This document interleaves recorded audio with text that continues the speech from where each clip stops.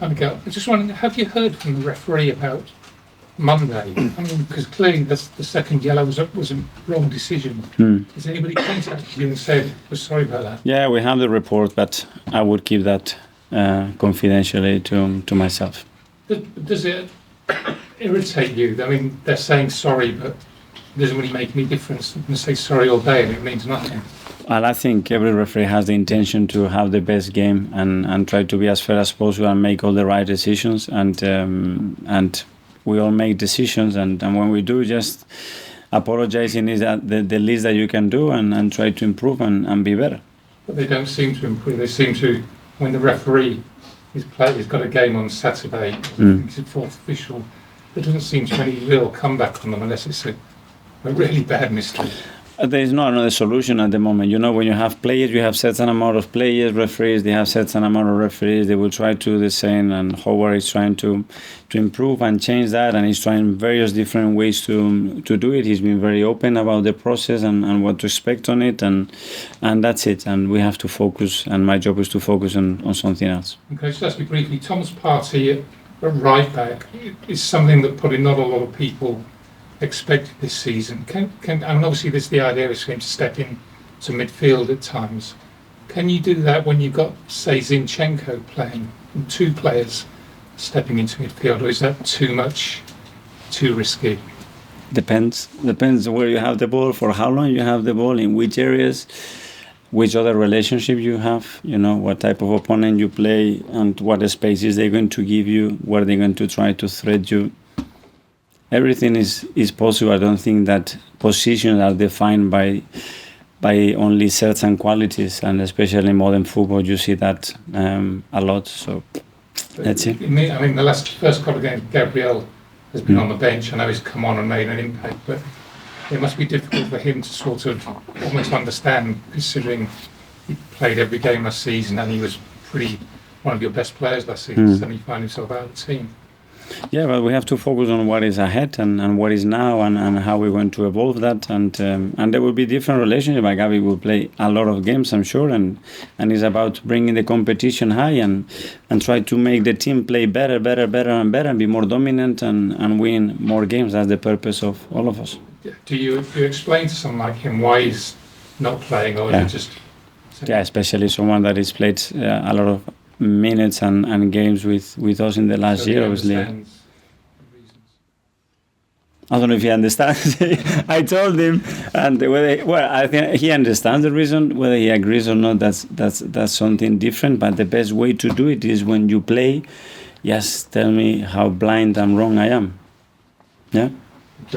Hi, Mikel. Kind of on a similar theme. Obviously, you used a lot of different combinations in the past few weeks, and at times probably the team's been naturally less fluid with the ball. I was wondering, is that something you are happy to sacrifice to kind of work on these new ideas for the long term? No, I want maximum fluidity with the team. The thing is that there are teams that they want to allow you to have more fluidity in certain moments or areas, and results are very driving into that, and others that they're going to allow you less. And we played 3 very different games, obviously, because the City game was very different in terms of fluidity.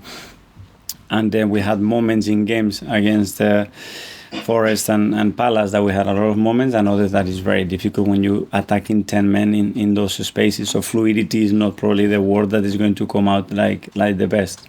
Yeah, and with, I guess, the approach to the City game, would that be a game you look at and say, okay, maybe if we're looking at Champions League, we may approach things like that a bit more than, say, the way you approach Forest and Palace? Yes, for sure. Every game is going to have different demands and is going to require different things from us, and that's why we have top players to try to accommodate them in the right roles and spaces in relation to the game that we play. And just on the injuries with Jesus and Zinchenko, are you comfortable now that you've got players who are of the quality where you're able to maybe play a different way and still be effective? In terms of their position, or? Not just position, but how you want to set up the team to play. Yeah, sure. Well, we have many more options, and we have many more options that they can within the formation that we want to use, whether it's attacking or defending, that they can connect with each other in the units in the way that we want, much more than we had like the year before. Yeah. Okay, we'll go to the last couple now. Matt? Hi, Mikel. Hi. Just back briefly on the referees. I mean, the fact is, a bad decision, you lose a player for a game. Should referees be as accountable in the same way that was a sort of a red card of a decision, so they should miss a game? Should there be that sort of clear level so that everyone understands that I don't know. mistakes have been made? I don't really like the punishing mode, to try to make somebody react, because the mistakes are for sure, they are not intentional, and we all make them. So I don't think that's, in my opinion, the solution. And there was a lot of emotion at the final whistle on Monday.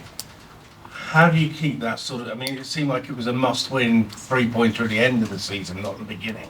How do you keep that sort of intensity going? And we want to win every game, and we have to fight every game to deserve to win. And we were over the line, you have to celebrate it, and it's about the culture that we are building. That's the demands here in this league is to win every game. That's it. And you cannot be satisfied when you don't. And finally, as a high-profile Spaniard in this country, what's your take on the president's decision, the Spanish FA president's decision, to double down on his decision to kiss the... I already responded to that before. Apologize. Sorry, Matt. We covered that, Matt. Sorry, in the first question from Sky. And finally, we'll go to Isan from the Daily Mail. Hi, Mikel. With Tomiyasu's first yellow card against Palace, obviously to do with the throwing, does that make you reassess how you maybe time manage the latter stages of games going forward, possibly? Yeah, it's quite a lot of things that we have to manage, because what about if a winger picks up the ball because he wants to play fast and then he can't, but then you decide to play a long throw, so you need the opposite fullback to come across the pitch, get the towel and throw it. Can we do that, yes or no?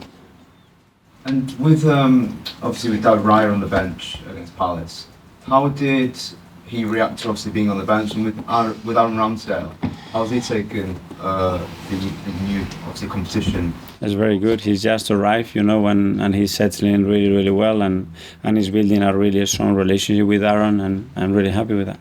And did David have any concerns about being on the bench, or does he accept that? No. That's how it starts. Good. Thank you, everyone. We'll see you soon. Yeah, Take care. thank you. Cheers. Thank you.